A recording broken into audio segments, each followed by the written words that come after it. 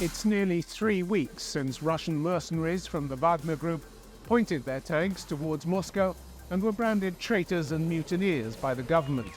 But now there's a new twist. Turns out that 5 days after the episode, in which more than a dozen Russians were killed, Wagner's boss, Yevgeny Prigozhin, was having talks with Putin in the Kremlin. What does it all mean? My guest is Russian political scientist Ekaterina Schulmann, now based in Berlin. The president is still in his place. The system has survived. So far, no personal changes has occurred at all. So how many more surprises can we expect from this so-called rebellion? How damaged are the power structures inside the Kremlin? Is Putin really in charge or being dragged along by events that he no longer controls? This drama appears far from over. Ekaterina Schulmann, welcome to Conflict Zone. Thank you. So now we learn that 5 days after he led a supposed rebellion, set off in a convoy for Moscow and got branded a traitor, Yevgeny Prigozhin was sitting chatting with the president in the Kremlin. Another day, another version, full of holes, question marks, contradictions. What do you make of all this?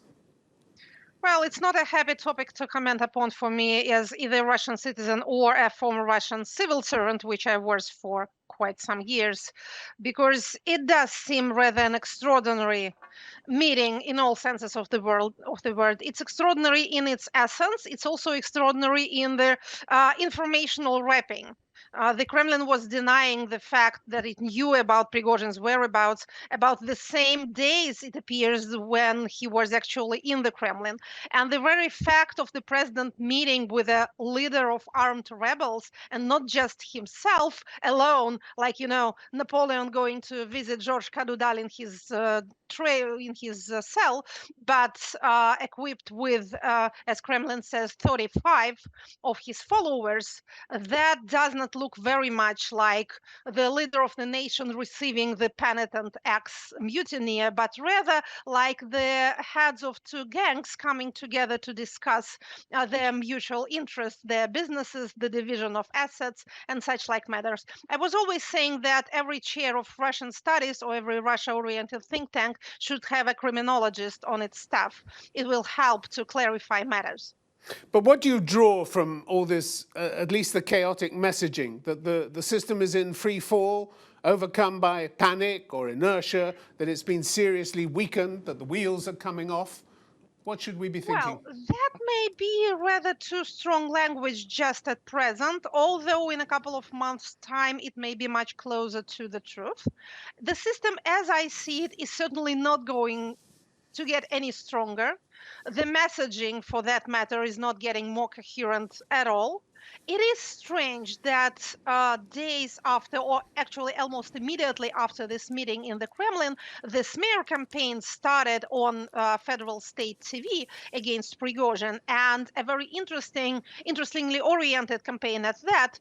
There was not much talk about the treason or about stabbing the army at the back or about his being connected with the West, which is usually the favorite topic of Russian propaganda, or even of his being the Ukrainian spy, but it was all about the money. He was portrayed as a person who made enormous profits from the Russian state and then literally beat the hand that fed him, which is very much at cross purposes with the whole patriotic war messaging, unification of the nation messaging, the idea that Russia is at some sort of existential struggle with the West for its very existence based on its values. So now we have, and again, not just we perceive it with the analysts, with the Russia watchers, but the TV watcher is supposed to see a commercial conflict, in fact. Another oligarch who has made himself rich on the state budget and then got ambitions for something political. In fact, something like another Khodorkovsky or Berezovsky, with due respect to the military atmosphere. So it's like Khodorkovsky with tanks. Except that this oligarch has forces that are probably better trained than any other in Russia at the moment and would be seen by Putin as vital to the war effort in Ukraine. That's his strong point, isn't it? That's Prigozhin's strong point. Yes, I'm not capable of judging of his military capability. That's not the kind of thing I understand very much about, but he certainly has an army of his own, which is loyal to him and not to anyone else, and for very valid reasons, because their very existence is illegal in the eyes of the Russian law. There is no law about private military companies, but there are a couple of criminal code articles exactly describing what they're doing, and these involve quite heavy punishments from 10 to 15 years of penal service. So again, for the Russian law, for the Russian state machine, these people are criminals. Even if the president receives them in the Kremlin, they still have no legal footing. So their loyalty can be only to the chief that pays them and protects them from the law. And this chief is strong enough to manage to get a meeting with the president in order to, bargain evidently with him also about the fate of his followers. Are you not surprised that Prigozhin is still alive? I'm surprised at the whole thing. But once you start doing crazy stuff, like beginning a war with your neighbor, all sorts of crazy consequences emerge. So we started being surprised on the 24th of February and haven't finished yet. Tatiana Stanovaya from the Carnegie Russia Eurasia Center says Russian elites are in a state of silent shock. They're asking themselves, how was it possible to get out of such a mutiny unpunished? Do you have an answer to that? Well, I don't do psychological analysis at long distance, but again, being something of a bureaucrat myself at heart, I can relate to this state of things. We do not know really much about Russian elites. It's a closed community. They do not readily communicate. But certainly the things which are happening are rather out of the ordinary. But again, we are dealing with so many myths and so many propaganda concepts, handmade illusions, that I'm wondering whether the illusion of this idea of the strong and vindictive president who does never forgive treason, who is ever ready to avenge humiliation, whether it was kind of true during peaceful times when oil prices were high and relations with the outside world were good, whether it still holds true during this time when it seems that his only goal is political survival. If we think that this is the goal, then everything else becomes rational and explainable. Are you talking about a new Putin whose political opponents don't, for some reason, jump out of their upstairs windows with quite the frequency with which they have in recent years? We'll have to wait and see. But so far, well, yes, some people have jumped out of windows. Other people have emigrated and lived rather peacefully abroad. Other people have been killed or otherwise molested abroad. So I do not exactly see any coherent policy here either. But of course, a very open-faced threat like an armed mutiny is something different from even attempting to buy your own parliamentary fraction, which is what Khodorkovsky was actually accused of in political terms. This is something new. All other threats or perceived threats from the military side were indeed punishable by death. We could remember the cases of General Lebed, who could have been perceived as something of a rival. There was a less known case of General Rokhlin, who was found dead in his bed and his wife accused of murder. So military was always perceived by actually Soviet political leadership as potentially dangerous and not to be trusted.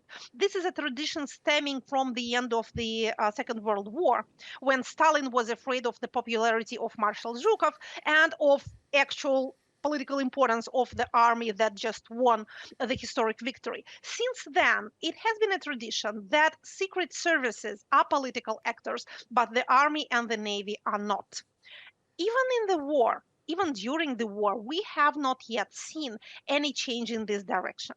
Prigozhin and his boys do not represent the military exactly, but they certainly represent the military force. And you see that while peaceful political opposition is being systematically crushed, if you have a tank and a couple of guns, then you can get yourself invited to the Kremlin, and you get talked with in quite respectful manner.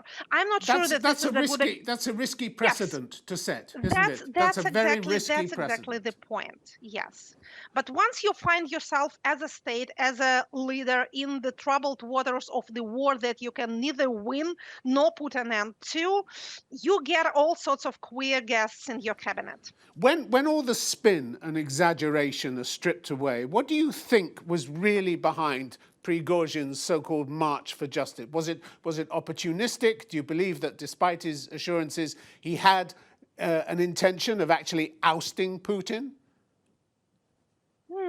If we strip all the paraphernalia away from this, we see a very typical event that happens in Africa about every 6 months. In Africa, but not in Russia.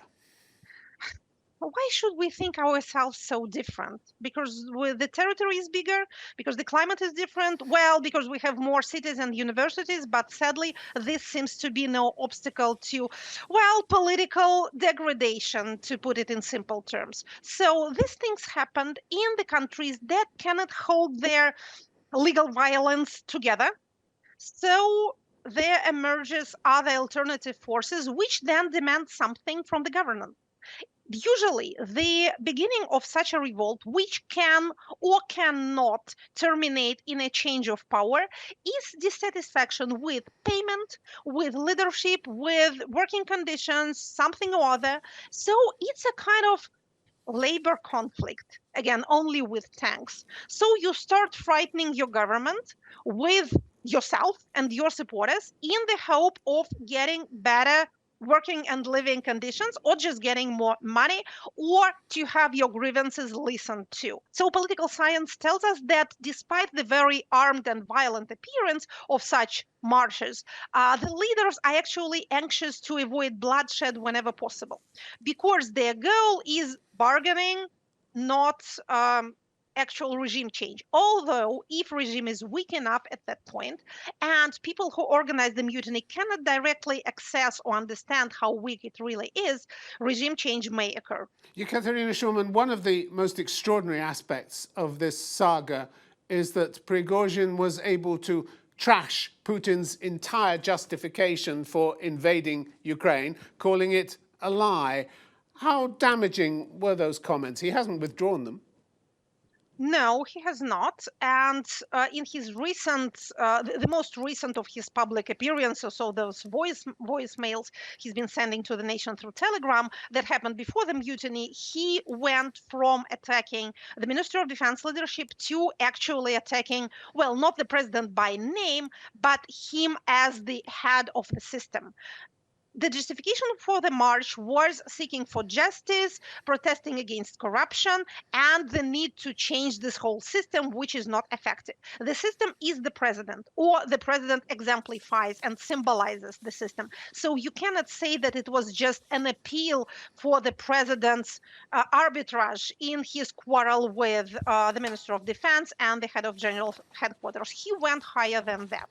And yes, it was extraordinary to hear him saying that NATO was not actually planning to attack Russia, that Ukraine was not planning to attack Russia, that it was all a tale spinned by the army leadership for the president in order to get more medals and more budget money. This message has been heard by those that get the information from Telegram. And this is a big and growing chunk of Russian population. It has not been heard at all, but by those whose main source of information is TV. We talked a little bit about how the effects of all this on the system. Can you, to any extent, quantify the damage that the system has sustained with this episode? And what early signs would you be looking for if the system were to unravel further? How might that manifest itself? First things first, the president is still in his place. The system has survived. So far, no personal changes has occurred at all, either in the Kremlin, broadly understood, or in the Ministry of Defense, or for the matter of that, in Wagner. So it looks like for the moment we have this uneasy equilibrium where everyone got their own. Prigozhin seems to be losing his media empire, or at least putting it on hold because the information is really very muddled. We cannot be sure. But if it I do goes not. wrong Mhm, from here, what would we be mhm. seeing? What would So we again, should we we be have the, looking the out for? uneasy status quo just for the moment. What will be the signs that unraveling goes further? Well, I would expect in this case, the bad example of Prigozhin to be followed by somebody else. It may start low key with, for example, videotaped addresses of some military personnel to the president and or to the minister of defense. Again, listing some grievances and asking to be listened to. Or we may witness elite defections on a higher level than previously. For example, somebody from the government or formerly from the government may disappear and then appear on the other side of the border, ready maybe to talk about something, to make some public declarations, or to make non-public communications with the authorities of, say, European Union or United States.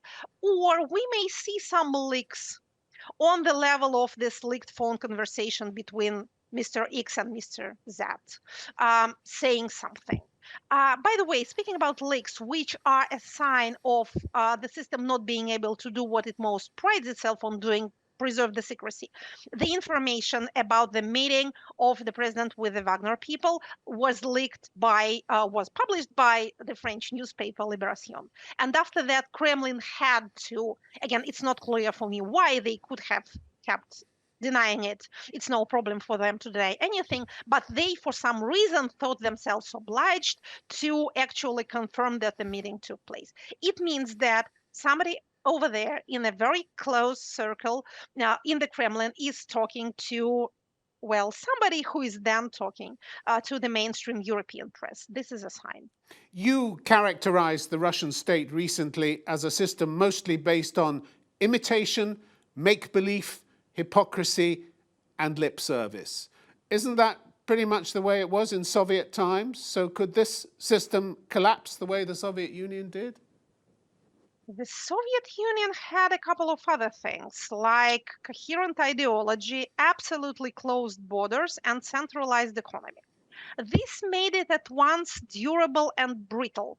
It happens with such unnatural systems.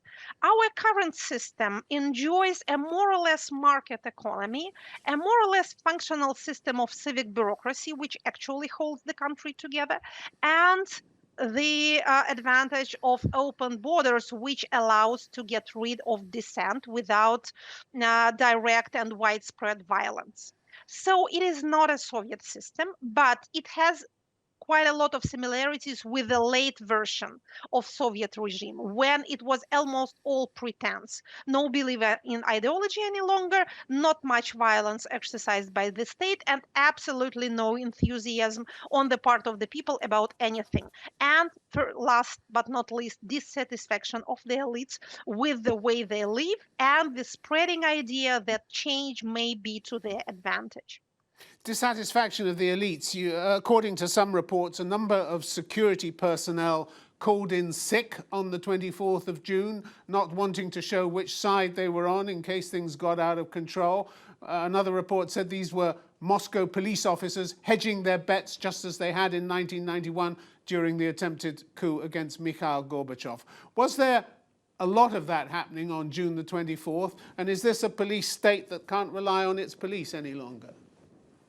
Well, again, to an extent it can. As you see, there were no open defections. No one united himself or no armed body united itself with the mutineers. But they stayed So home. But they stayed home yes, instead. yes, they stayed at home. That's the very, very Russian thing to do. And as a political scientist, I'm kind of glad that we have this good example to demonstrate what is authoritarian popularity. You remember all this talk about the support for the president, how the country is united behind him? So even compared to other autocrats like Erdogan, the Russian president cannot rely on, well, anyone except perhaps the FSO people, the Federal Guardsmen Service. They are or seem to be still around him. Who can So, Putin yeah. rely on? Who can Putin rely on after these missteps, visible Well, missteps? the bodyguard service, the FSO, uh, evidently he thinks he can rely on Rosgvardia and Zolotov because he's arming them. They are to receive, and there's a public promise on it, they are to receive heavy armament, which means that this armament will be taken from the front line or will not go to the front line because there's suddenly the realization that we actually need forces in Moscow, not somewhere out there in Ukraine, because we need to defend ourselves rather than think about getting our neighbors' land. How far might this rebellion, if that's what it was, impact Russia's approach to the war in Ukraine?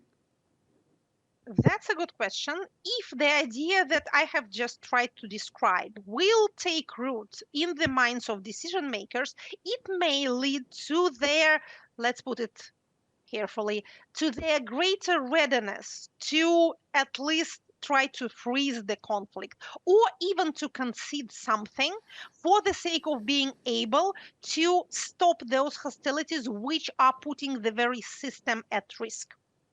The Russian expression for this is "не до жиру быть бы живо." We should not think about gain. We have trouble enough keeping ourselves alive.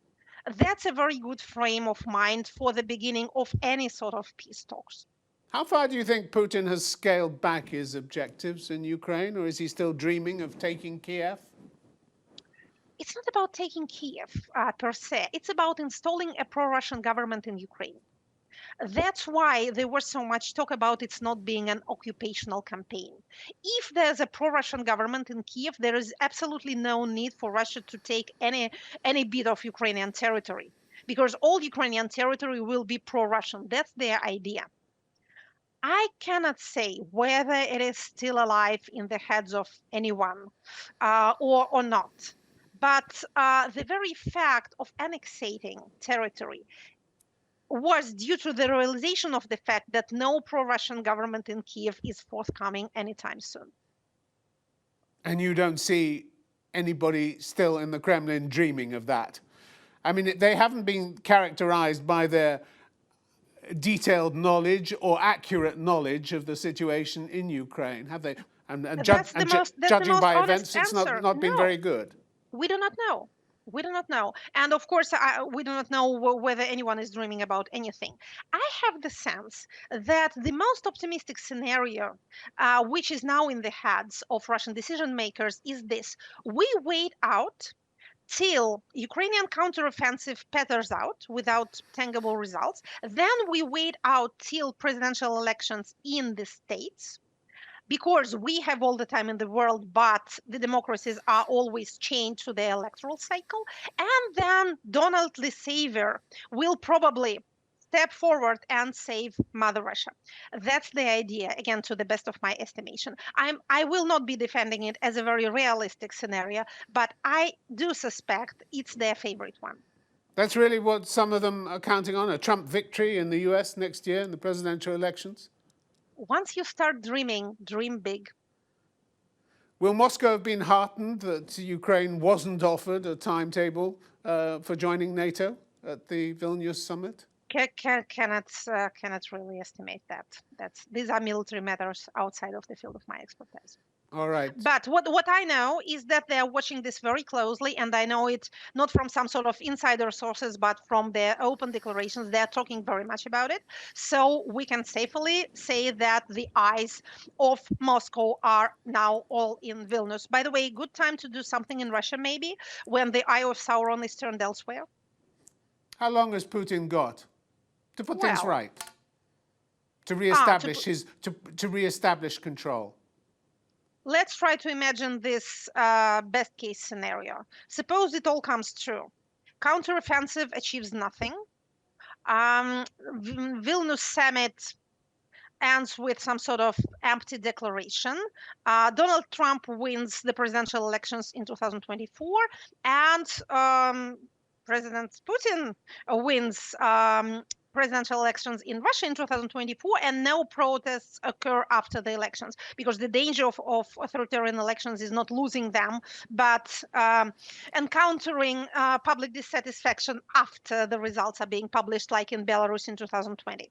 Suppose all this happens, the conflict is frozen on the Korean model, which is now such a favorite with Russian public speakers, and then the regime has the time to readjust its logistical chains to further revamp its relations with both China and India, to isolate itself informationally from the global internet. And then, well, yes, it can survive for such time as the president has physically as a person, and then to try to rearrange matters once he is no longer among the group of elites, more or less the same people who are now the holders of the Russian Federation, the shareholders of this great and partially successful commercial enterprise. So this is the best case scenario. It is not an impossible one. Ekaterina Schulmann, very good to talk to you. Thanks very much indeed for your time. Thank you. Thank you.